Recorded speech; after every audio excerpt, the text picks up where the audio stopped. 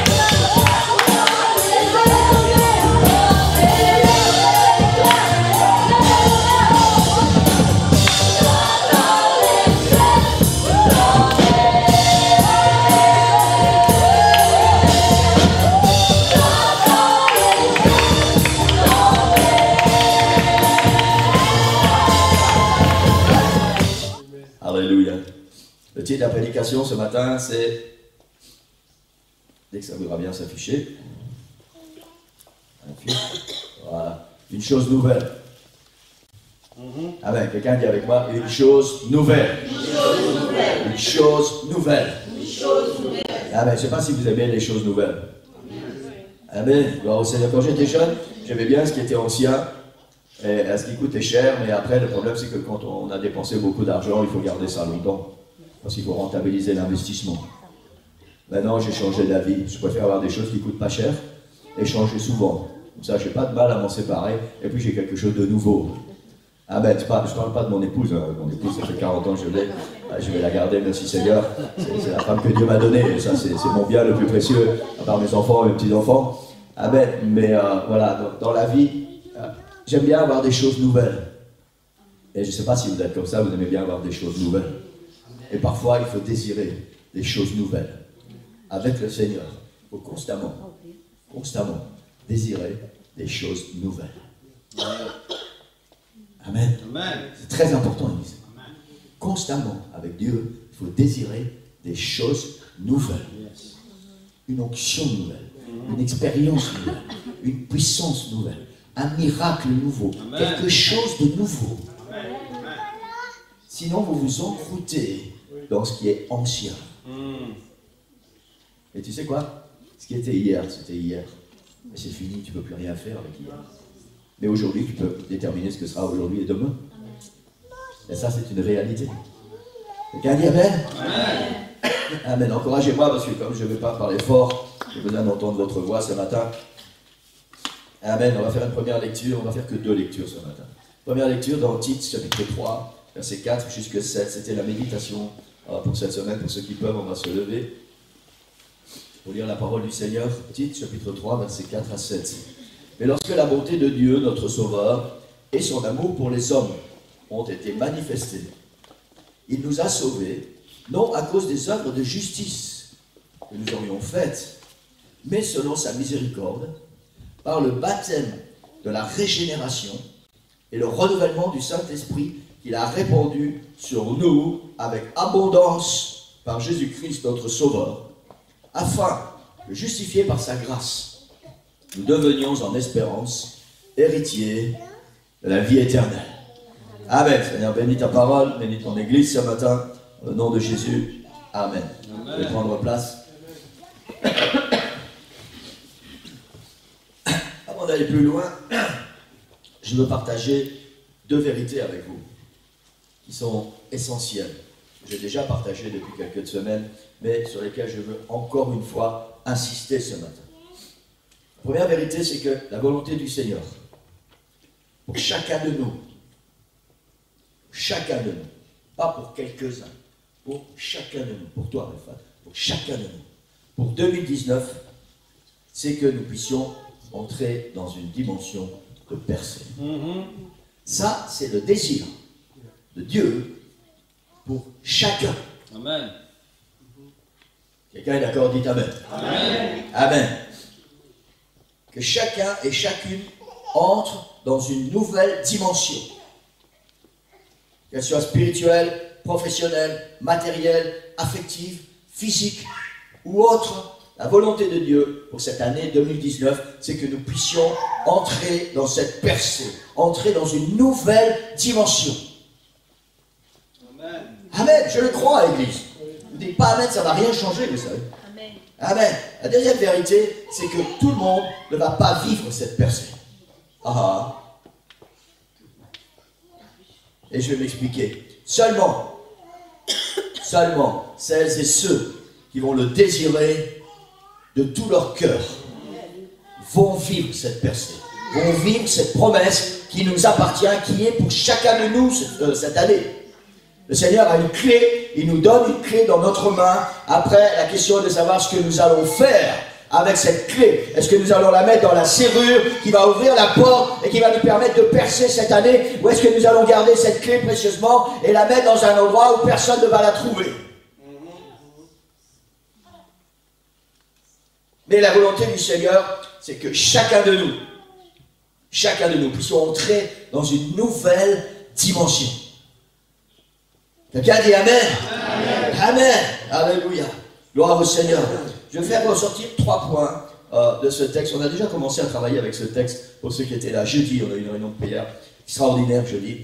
Amen. Merci Seigneur. Ludo et Adriana ont été renouvelés du Saint-Esprit. Waouh. Extraordinaire. Chacun a été béni. Chacun a été béni. Jeudi, c'était vraiment tellement puissant. Merci Seigneur pour les réunions de prière. Amen. Il nous manquait ceux qui ne viennent pas le jeudi. Je vais faire ressortir 3 points de ce texte. Le premier, l'apôtre dit, il nous a sauvés, non à cause des œuvres de justice que nous aurions faites, mais selon sa miséricorde, par le baptême de la régénération. Le baptême de la régénération, par le renouvellement du Saint-Esprit, qu'il a répandu sur nous un petit peu. Non?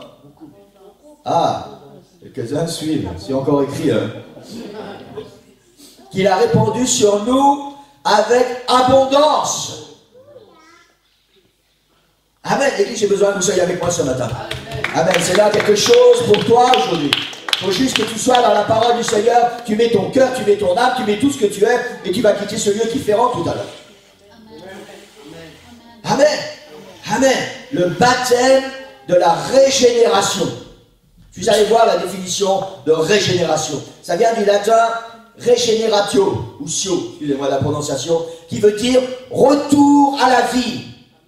Le baptême de la régénération. C'est ce que nous avons reçu du Seigneur, non pas à cause de nos œuvres, mais à cause de sa grâce, le baptême de la régénération. Il nous a ramenés à la vie. L'autre définition, c'est la reconstitution des tissus organiques. Et l'autre définition, c'est renouvellement de ce qui était corrompu, altéré. La Bible dit, il nous a régénérés par le baptême de la régénération. Il nous a rendus à nouveau à la vie. C'est ce que la Bible dit. Lorsque la bonté de Dieu, notre Sauveur, et son amour pour les hommes ont été manifestés. C'est déjà fait, Église. On n'a plus besoin d'attendre, c'est déjà fait. La bonté et l'amour du Seigneur sont déjà manifestés pour nous. Il nous a sauvés, non à cause des œuvres de justice que nous aurions faites, mais selon sa miséricorde, par le baptême de la régénération. Ça veut dire qu'il nous a rendus à la vie. La grâce du Seigneur et l'amour du Seigneur nous a rendus à la vie. Le baptême de la régénération. Et je continue le texte, il dit, et le renouvellement du Saint-Esprit. Wow. Et le renouvellement, je ne vais pas parler comme ça jusqu'au bout, sinon je ne vais pas tenir. Le renouvellement du Saint-Esprit, il a répandu sur nous avec abondance. Je me suis récemment acheté une Bible avec la traduction, la Bible de Jérusalem. J'ai 25 traductions différentes, je pense à la maison, plus quelques-unes dans mon ordinateur et quelques-unes dans mon smartphone. J'aime aller comparer les versions bibliques. Et la Bible de Jérusalem traduit qu'il a répandu sur nous avec abondance. La Bible de Jérusalem traduit qu'il a répandu sur nous à profusion. À profusion. Ça veut dire autant que tu en as besoin, même plus. Amen. On parle du baptême du Saint-Esprit, du baptême de la régénération. Cette œuvre de Dieu dans nos vies qui nous ramène à la vie. Vous savez ce que c'est la vie? C'est le contraire de la mort. Et sans le Seigneur dans nos cœurs, nous sommes morts. Sans ce baptême de la régénération et le baptême du Saint-Esprit qui répand sur nous à profusion, nous sommes morts. Amen. Gloire au Seigneur, c'est pas moi qui dis ça. C'est la parole du Seigneur. Et la Bible de Jérusalem traduit à profusion. Tellement puissamment et en abondance que quand cet Esprit de Dieu est répandu sur toi, plus rien n'est comme avant. Plus rien n'est comme avant. L'idée est celle, j'ai déjà partagé ça, je dis, l'idée est celle d'un tsunami. Vous savez, quand ce tsunami arrive et qu'il passe, plus rien n'est pareil. La seule différence, c'est quand le tsunami de l'esprit, cet esprit d'abondance que le Seigneur nous donne, cette régénération, cet esprit de vie, quand ça passe sur nous, plus rien n'est comme avant, mais la différence c'est que le Seigneur a enlevé tout ce qui était mauvais, tout ce qui n'était pas bon, tout ce qui était péché, et il nous a ramenés à la vie. Il reste vraiment tout ce qui vient de Dieu. C'est ça qui fait la différence. Amen. Alléluia. Peu importe ce qui a pu se passer avant, ce que tu as pu vivre, subir, les chaînes qui te lient, tes erreurs, tes maladies, le Seigneur veut, ce matin, pas demain, ce matin, te baptiser du baptême de régénération. Amen. Il veut te ramener à la vie. Yes. Le baptême du Saint-Esprit sans mesure. À profusion. Alléluia. Vous savez, en tant que chrétien, souvent, nous nous limitons à recevoir un peu du Seigneur. On ressent une petite onction. Est-ce que tu peux empêcher qu'elle vienne devant, s'il te plaît? On ressent une petite onction et on est content avec ça. Le Seigneur nous a agité un petit peu et on est content avec ça. Et on rentre à la maison, on dit, ah merci Seigneur, aujourd'hui j'ai senti quelque chose. Et tu sais quoi? Le Seigneur dit, ben, ils sont déjà partis. Je n'ai pas encore commencé. J'avais tellement pour eux. J'avais l'abondance. Ils se sont contentés d'un tout petit peu. Et ce petit peu n'est pas suffisant pour te redonner la vie. Ce petit peu est juste suffisant pour te donner un petit peu de force. Pour juste quelques petites épreuves. Mais il n'est pas suffisant pour te redonner la vie, pour affronter la vraie vie. La Bible parle de baptême, de la régénération. Le baptême qui va te donner la vie que le Seigneur a répandu en abondance, à profusion. Ça veut dire que chaque fois que tu as besoin, tu peux venir chercher autant que tu veux, et il va toujours en rester.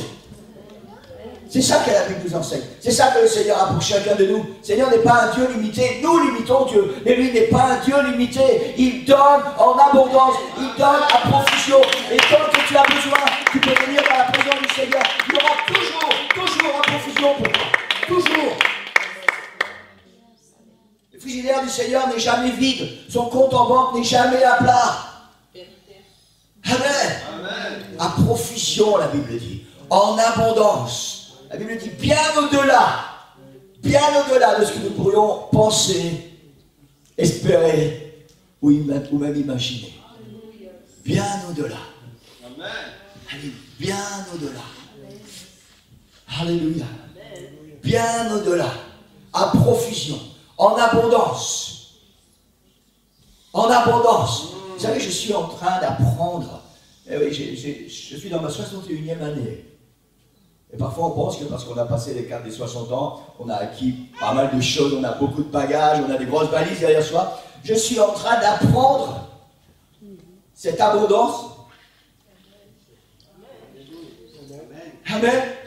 Jusqu'à maintenant, je me suis contenté du peu que le Seigneur me donnait. Je priais, je dis Seigneur, je veux ça. Seigneur me donne. Merci Seigneur, tu es un Dieu merveilleux. Mais je réalise combien je me suis trompé, combien je me suis égaré, parce que le Seigneur a bien plus que ce que je lui ai demandé jusqu'à maintenant. Le Seigneur a bien plus pour moi que ce qu'il a pu me donner jusqu'à maintenant. Il a à profusion, autant que tu veux. Les sources du ciel sont intarissables. Intarissables. Est-ce qu'on peut donner la gloire au Seigneur? Alléluia.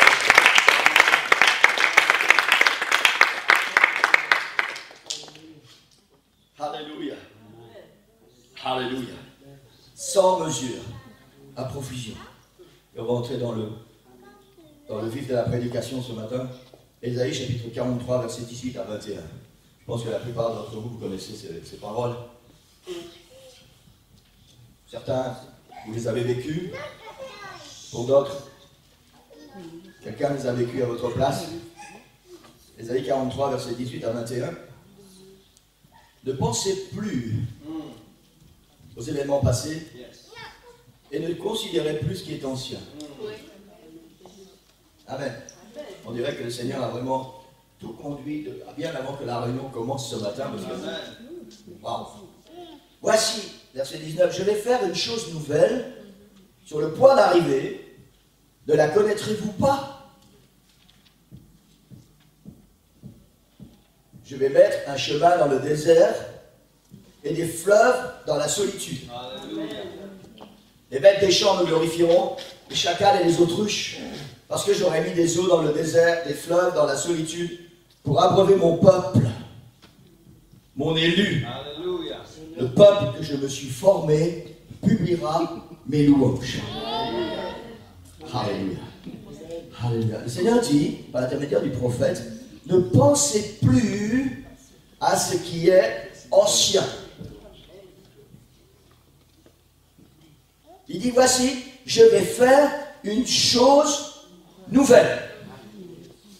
Pour ceux qui connaissent leur Bible, les chapitres qui précèdent, par le prophète Ésaïe, le Seigneur parle de tout ce qui s'est passé avant pour ce peuple d'Israël. Il parle de leur sortie d'Égypte, la traversée de la mer Rouge, comment l'armée des Égyptiens a été décimée, complètement détruite, par juste le bras étendu du Seigneur. Comment le Seigneur a tracé pour eux un chemin dans le désert. Comment le Seigneur les a abreuvés, comment il a fait couler de l'eau en abondance d'un rocher en plein désert pour une multitude. Le Seigneur leur rappelle ça, tous ces miracles extraordinaires que le peuple d'Israël a vécu. Et maintenant le Seigneur leur dit, ne pensez plus à tout ça. Bon. J'ai l'habitude de dire, n'oublie jamais ce que Dieu a fait pour toi. Comme ça tu continues d'être reconnaissant. Et le Seigneur là maintenant il dit, ne pensez plus à tout ça. Alors la question c'est, est-ce que tout ça était sans importance? J'ai l'impression qu'on va voir revenir. Wow. Amen. Je ne sais pas qui a prié pour moi, mais vous avez bien prié. Merci Seigneur.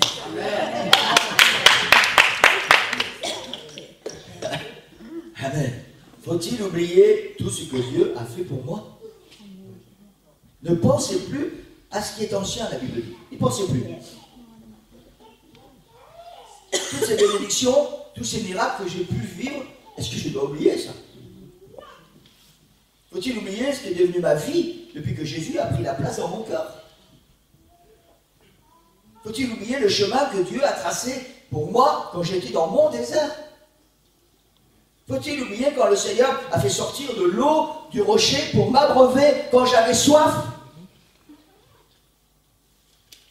Faut-il oublier tout ce qu'il a fait? Je suis devenu celui que je suis aujourd'hui. Faut-il oublier tout cela? Ne pensez plus à ce qui est passé. Ne pensez plus aux événements passés. Et ne considérez plus ce qui est ancien. Aïe, aïe, aïe, Seigneur. Et le Seigneur continue, il dit, voici, je vais faire une chose nouvelle. Écoutez bien ce que la Bible dit. Vous savez, j'ai reçu quelque chose là, je n'avais jamais remarqué ça. Voici, je vais faire une chose nouvelle sur le point d'arriver. Une autre traduction dit, c'est imminent. Ça pointe le bout de son nez. Ne le connaîtrez-vous pas? Je mettrai un chemin dans le désert et des fleuves dans la solitude. Le Seigneur dit, je vais faire une chose nouvelle. Mais Seigneur, c'est ça la chose nouvelle. Mais tu as déjà mis un chemin dans le désert. Tu as déjà fait couler l'eau. Seigneur, c'est quoi? Je vais mettre un chemin, je vais faire une chose nouvelle. C'est le titre de la prédication ce matin. Je vais faire une chose nouvelle. Je mettrai un chemin dans le désert et des fleuves dans la solitude. Seigneur, je connais déjà tout ça. Tu as déjà tracé un chemin dans mon désert. Tu as déjà fait couler du rocher quand j'étais mort de soif spirituellement, quand j'avais besoin d'être abreuvé. Tu as déjà fait ça. Alors qu'est-ce qu'il y a de nouveau? Et c'est là où le Seigneur... Wow. La réalité est celle-ci. Peu importe ce que tu as connu comme bénédiction dans le passé. Peu importe le chemin que le Seigneur a pu tracer dans ton désert et les fleuves dans lesquels il a pu t'abreuver. Tout cela, c'est du passé et tu ne peux pas vivre simplement en te souvenant du passé.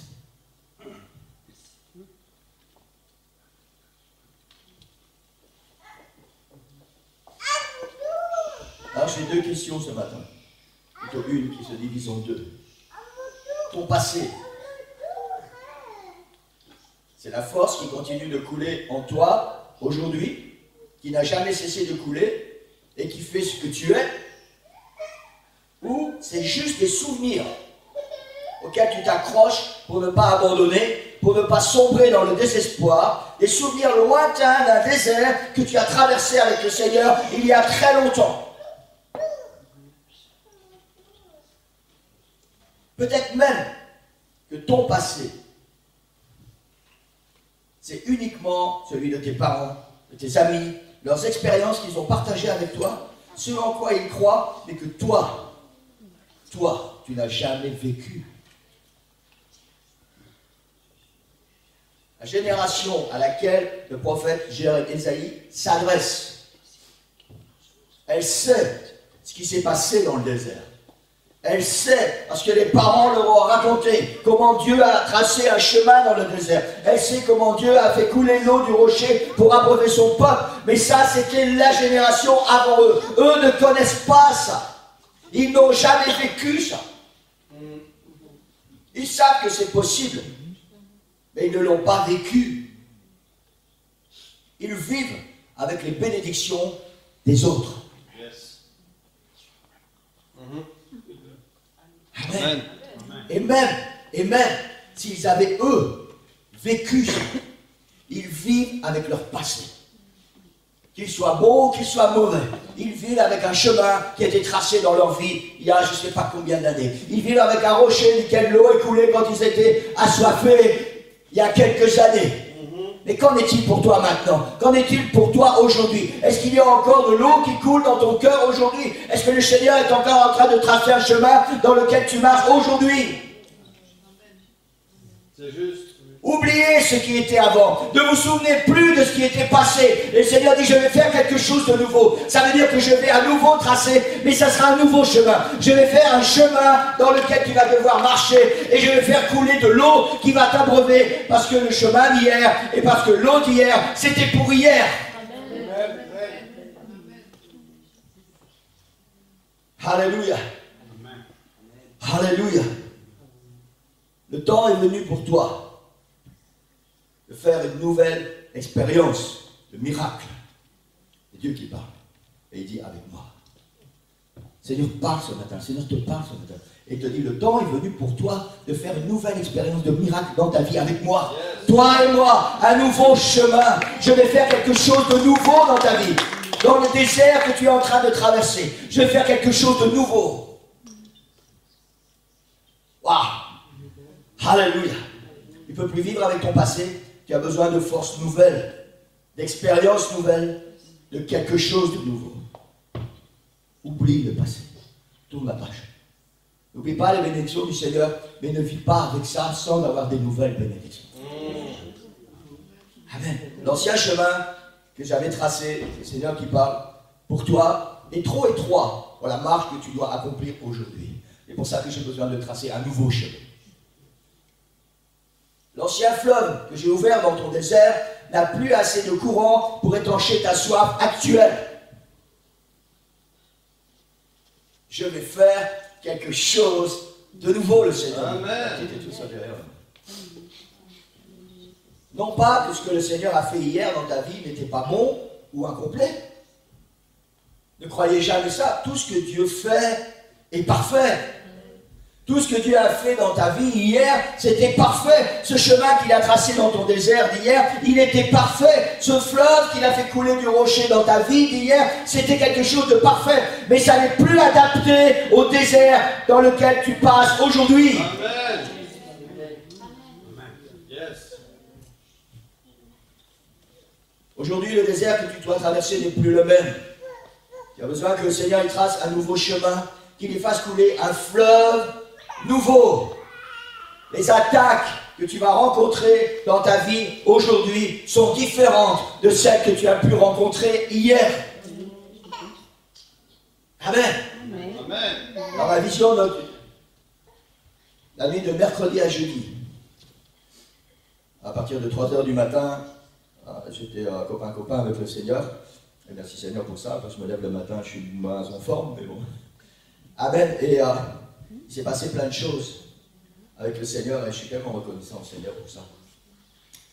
Dans ma vision nocturne, je voyais la nouvelle méthode utilisée par Satan pour se déchaîner contre l'Église. je voudrais vous affirmer ce matin que lui aussi, je parle de Satan, a décidé de faire des choses nouvelles contre l'Église. C'est juste.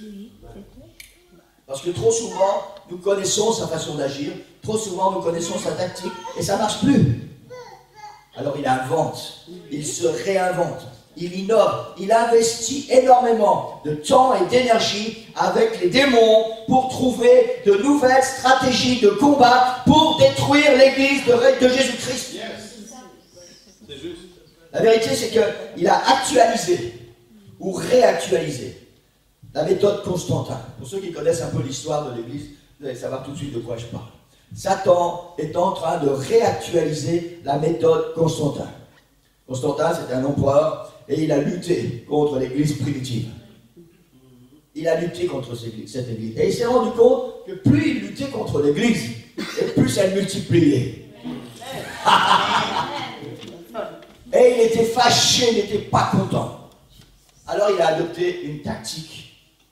Au lieu de combattre l'Église, il a dit, je vais m'y introduire. Alors il a adopté l'Église comme Église nationale, on va dire. L'Église du peuple. Il s'est fait baptiser. Et il est devenu le chef de l'Église, lui, un païen. Il est devenu le chef de l'Église. Et nous savons ce qui s'est passé après.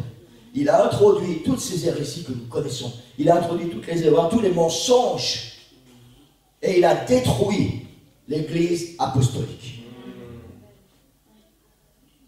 Et Satan est en train de réactualiser. Vous savez, parfois, il ne sait pas vraiment se réinventer. Mais sa stratégie n'est pas si mauvaise que ça. Il s'est rendu compte qu'il n'arrive pas à lutter contre l'Église. Il n'arrive pas à lutter contre les chrétiens. Alors il a dit, c'est pas grave, je vais faire comme j'ai fait avec Constantin. Je vais m'introduire à l'intérieur.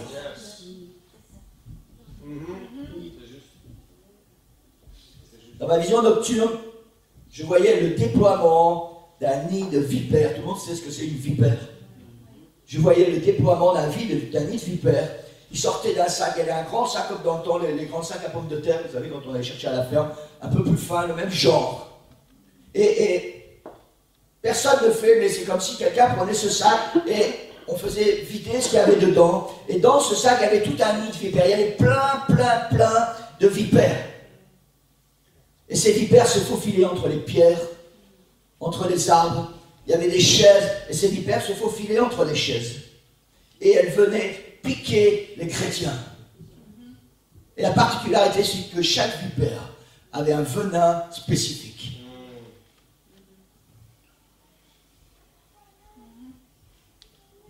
Chaque vipère possédait son propre poison, qui était différent du poison de l'autre vipère. Vous promets que quand vous recevez ça à 3 h du matin, poison, parce que c'est pas seulement du poison, mais il y avait des noms. Poison de rejet d'amour de la vérité. Poison de rejet de vivre la sainteté. Poison de désir de liberté et d'amour du monde. Poison de manque de soumission aux autorités spirituelles. Poison de maladie. Poison de stress. Poison de fidélité, de manque de fidélité et d'abandon du désir de service. Poison d'homosexualité et d'impudicité. Les hommes qui deviennent des femmes et les femmes qui deviennent des hommes.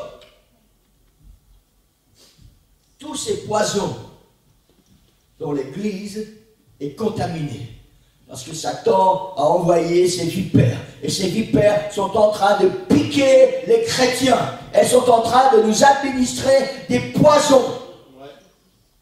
C'est la nouvelle tactique du diable. Il s'est introduit dans l'Église, à l'intérieur du peuple de Dieu, et il est occupé à nous empoisonner avec toutes les choses du monde. Amen.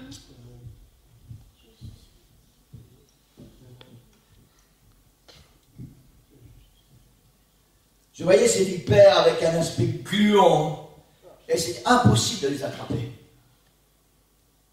Ça glisse Impossible de les attraper.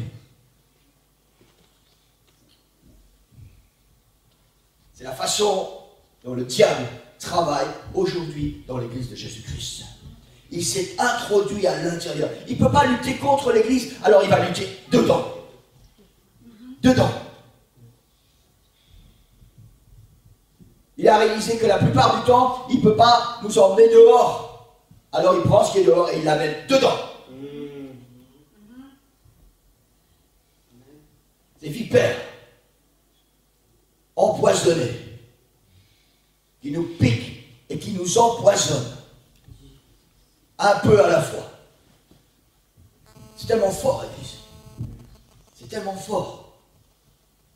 Les nouvelles armes du diable pour détruire l'Église.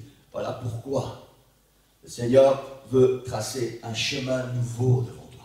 Parce que c'est une nouvelle façon dont le diable travaille que tu ne connais pas. Et tu as besoin de marcher d'une manière différente avec le Seigneur pour pouvoir résister aux attaques de l'ennemi. Voilà pourquoi le Seigneur veut t'abreuver d'un nouveau fleuve d'eau vive. Voilà pourquoi la Bible dit, il veut remplir du Saint-Esprit en abondance, sans mesure, sans mesure. Il veut faire couler des fleuves auxquels tu pourras venir, boire, et il y aura toujours autant que tu as besoin. C'est la parole de Dieu pour chacun de nous ce matin. Une chose nouvelle.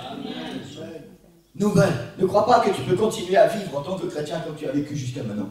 Même vous les nouveaux convertis. C'est plus possible. Satan a changé de tactique. Satan a changé de façon de travailler pour détruire l'Église. Maintenant, il est à l'intérieur.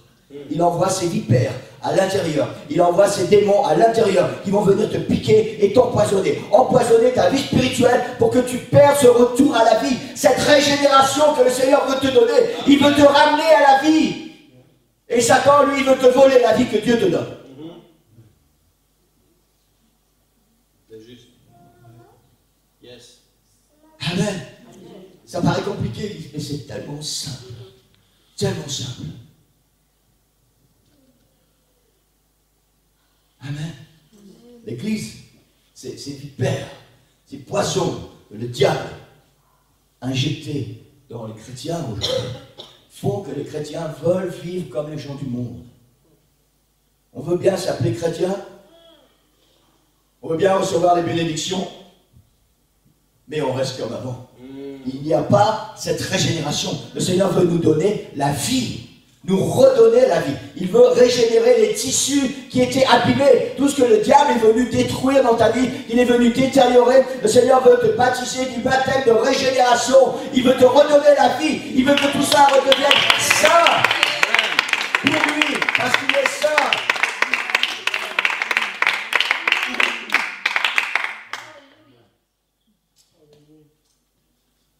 Le diable agit actuellement avec toutes ces personnes qui sont atteintes de burn-out. Et je sais de quoi je parle. On ne connaissait pas ça il y a quelques années. Le diable agit dans l'esprit. Il fait que les gens deviennent dépressifs. Que les gens ne savent plus où ils sont. Il travaille avec les nerfs. Les gens sont stressés. Et puis un jour, ils pètent un câble.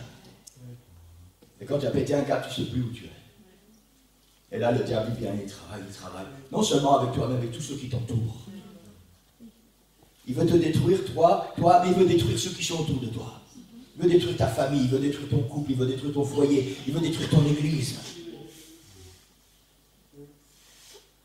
Voilà pourquoi le Seigneur veut mettre un chemin nouveau dans ta vie. Le Seigneur veut tracer un chemin nouveau. Il veut qu'à partir d'aujourd'hui, tu puisses dire, Seigneur, on va prendre un nouveau départ avec toi. Seigneur, c'est vrai, ce qui était avant, tu m'as béni, tu m'as donné plein de bénédictions, plein de choses. Et merci Seigneur pour tout ce que tu as fait. Mais aujourd'hui, j'ai besoin d'un nouveau chemin parce que les attaques que je subis, je n'arrive pas à continuer, je n'arrive pas à aller de l'avant. C'est pour ça que tu as besoin d'un nouveau chemin. C'est pour ça que le Seigneur dit, je vais faire une chose nouvelle. Parce que ta nouvelle situation est différente et tu as besoin que le Seigneur fasse quelque chose de nouveau dans ta vie.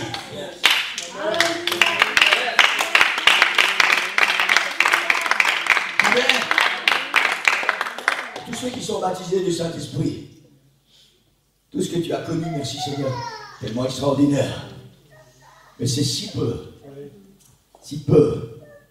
par rapport à cette profusion, à cette abondance. Le Seigneur veut te donner aujourd'hui.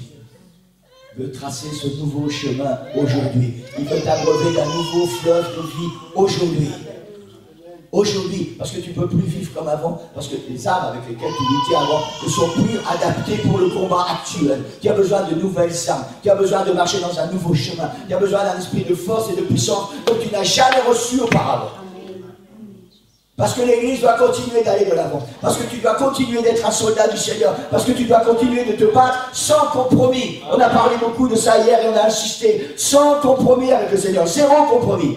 Et si tu n'entres pas dans ce nouveau chemin que le Seigneur trace pour toi, si tu ne te mets pas sous cette bénédiction spirituelle, cette profusion de l'esprit que le Seigneur veut déverser sur toi, tu ne vas pas réussir dans ton combat.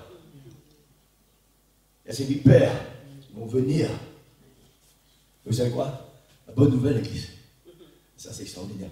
Bonne nouvelle, c'est qu'il y a un antidote au venin de ces vipères. Il y a un antidote. Cet antidote, c'est le Seigneur Jésus. C'est la puissance du Saint-Esprit dans ta vie. C'est cette nouvelle régénération que le Seigneur veut te donner et qui va rendre le venin qui n'est pas tout à fait offensif. Ça, c'est l'antidote. Tu as besoin de la puissance du Saint-Esprit dans ta vie ce matin. Tu as besoin d'être régénéré.